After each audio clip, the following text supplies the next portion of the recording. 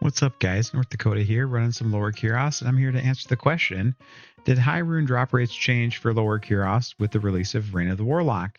And the short answer is no. So if that's what you came for, goodbye. Have a beautiful evening. For a longer answer, Grimoires are the new class item for Warlock, which is, of course, the class that was added in Reign of the Warlock. And if you're running lower Kurast, you'll notice that sometimes Grimoires drop out of the super chests, meaning that the patterns have changed. But it just so turns out through some stroke of luck or careful planning by Blizzard, or the way the calculation works that calculates the 65,000 patterns that the chest drop from, did not really change much with the addition of Grimoires. Basically, anytime a Grimoire appears in a pattern, it simply replaces one item from the pre-Reign of the Warlock patterns.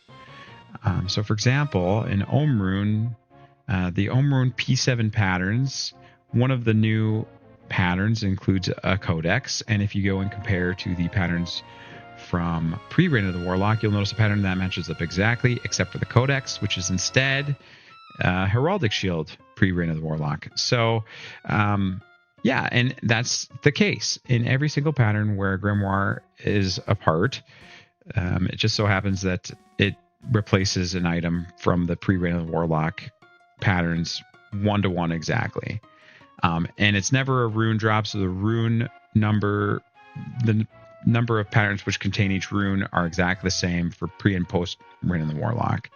But how do I know this? Well, yeah, up until recently, it would have been less certain. However, in the 2020s, at some point, somebody reverse engineered how these chest patterns are generated.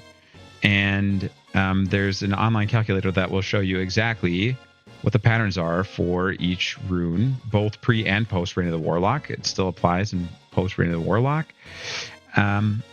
And so you can check it yourself and you can verify. I've verified it myself. It's at d2rmu.com/chests, or /chest, I should say. It's just chest singular, d2rmu.com/chest.